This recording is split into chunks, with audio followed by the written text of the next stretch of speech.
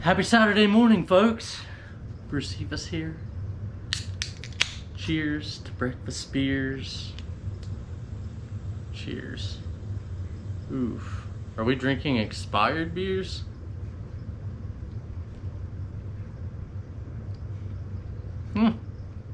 Tastes good to me. Little Dale's action. Back again. So today, we got something really interesting. We're doing the Pliny the Elder DME extract kit. This video is going to be different today. Once I get into it, the brew day is only going to last about 4 minutes. I'm just going to show you every step, and I'll put the times for everything. Like if it's the 60-minute hop, I'll make sure you know it's the 60-minute hop. I'll walk you through it. You'll know what's going on. You'll know what I'm putting in when, okay? But I'm not gonna be talking during it. I'm just gonna be going through the steps. And the reason for that is because I felt like these instructions were pretty bad. I have my extract brewing instructions from MoreBeer, but these are just generic instructions. They're really not meant for the Pliny the Elder kit. It says on the front what to put in when, and on the back there's some tips. So really, I had to look in about 3 different places. So what I did is I just studied these for about 30-45 minutes, made my own checklist that I'm going to be following today instead of trying to flip back and forth. Okay, so if you have this kit, or even if you don't have this kit, you can go get the stuff it calls for. I'm going to tell you exactly what it calls for, and you can make the same beer easily. So this is the DME kit. What it comes with is 7.5 pounds of light dry malt extract, and then specialty malts, which we're gonna steep before the boil. It's just 6 ounces of Crystal 40. Okay. The only other big difference is this one calls for 2 ounces of whole hops. Okay, the actual hop, not the pellet. So 2 ounces of whole Cascade hops, okay? And I believe those are 5.1%. I'll show you in the video. I have the alphas for every hop I mentioned, so you can go dig them up yourself. If your alphas aren't the same, if you find some, say, Simcoe or Columbus hops, and your alpha's different than mine, you can plug it into Beersmith. You can find some way to convert it to make this exact same beer. Cheers, everybody. It's good to be back. So 2 ounces of Cascade, and those are just gonna steep with the grains, okay, with my specialty grains, which is that 6 ounces of Crystal 40.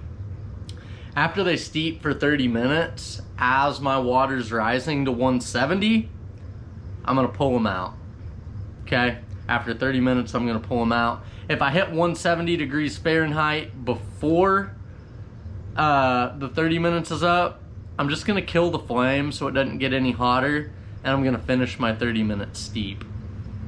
Okay, and then you'll see my hop additions as I go, but you'll need Simcoe, Columbus, Centennial, more Simcoe, and then other additions you'll need 8 ounces of maltodextrin, a pound of corn sugar, okay, and then a Whirlflock tablet, which I used, which you don't have to use, and I'm gonna pitch with USO 5.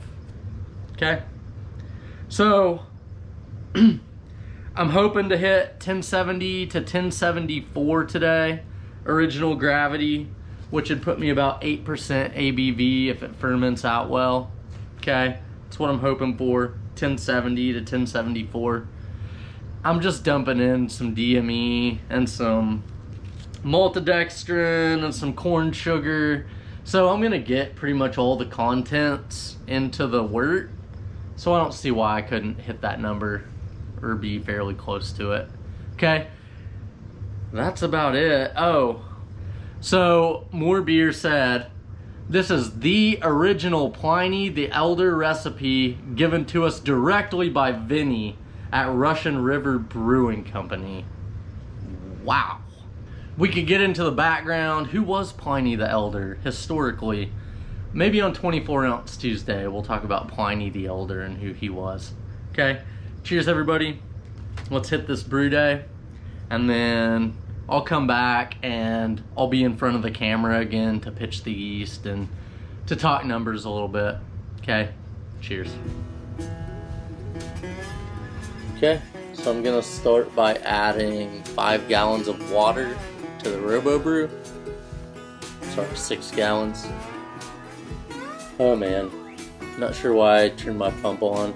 Just trying to heat the water to 170 degrees, and then adding my specialty grains to the muslin bag. Don't tie these things too tight, leave them fairly loose so you can get water on all those grains. It'll give you some nice grain color to your wort. Oh yeah. Okay. Now I'm gonna get my hops. The big bag, I've never used whole hops before. Cascade, 5.51% alpha. I'm also gonna put those in a muslin bag so they don't make a mell of a hess. Tie them off loosely so the water can get all in there. Oh yeah. And then I'm just gonna steep for 30 minutes or till it hits 170. I'd kill the flame if it hit 170. Steep for 30 minutes, then take them out. Okay, I'm not really gonna rinse these. I don't really feel like it's necessary. I'm just gonna remove the grains and the hops, and then I'm gonna heat to the boil. Once it starts boiling, this is gonna be a 90-minute boil. I'm gonna add my Magnum hops, 2 ounces at 14.1% alpha. And then I got 30 minutes to wait. At 60 minutes, I'm gonna add all of my DME. And there's a lot of DME in this recipe. It was kind of sticking to the bag, but I got most of it in. Pretty much all of it in.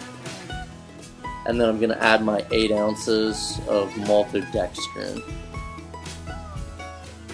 Oh, where's my spoon? Alright. Make sure you stir it in good. You don't want it going down to the bottom of your boil kettle and scorching. Get the dough balls. Okay, then at 45 minutes, I'm going to come back and add an ounce of Simcoe, 12.2% alpha. At 30 minutes, I'm going to add an ounce of Columbus at 15.2% alpha. At 15 minutes, I'm going to add a Whirlflock tablet for clarity. And then I'm going to add my dextrose or corn sugar, a whole pound of it at 10 minutes. Okay, make sure you stir that in good.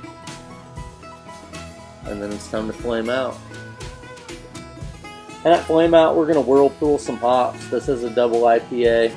Centennial, 9.2% alpha, 2 ounces. An ounce of Simcoe, 12.2% alpha. I'm just going to put the lid on and let those whirlpool for 10 minutes or so. Then I'm going to cool the wort. Beautiful. Then you know all that's left. We're going to bang it in the bucket. We'll be back to pitch the yeast here presently. Woo! Goodness sakes, what a brew day. It didn't seem very long for you, I'm sure, but I had to go through the whole thing. I got to go through the whole thing. I will say this. I'm about over 5-gallon batches.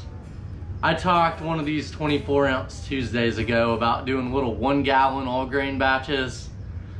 After a 5-gallon brew day, that sounds so good. Man, I'll talk more about that on 24-ounce Tuesday.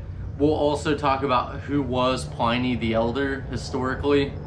For now, yes, I am guilty of having my wort in the fridge again. The groundwater is just not cool enough to bring it down to 70 degrees. So I put the lid on, put the airlock in, put it in the fridge, okay?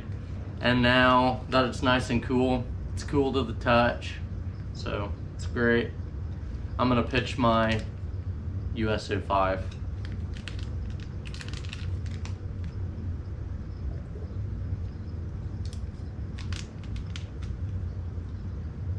No, I didn't sanitize my scissors. I already dumped my sanitizer water.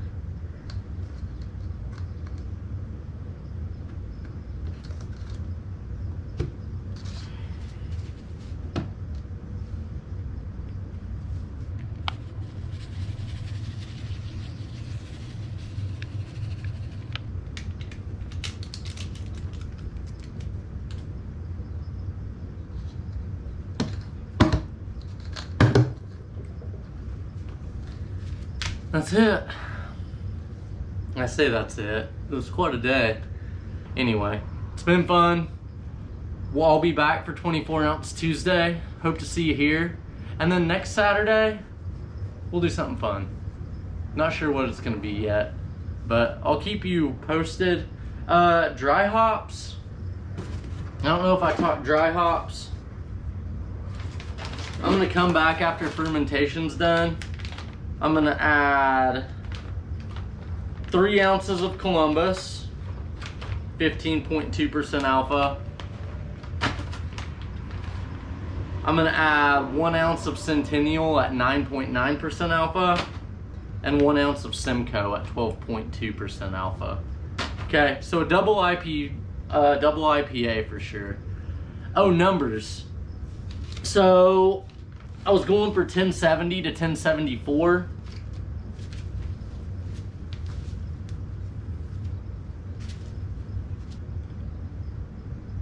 I don't know if you can see it.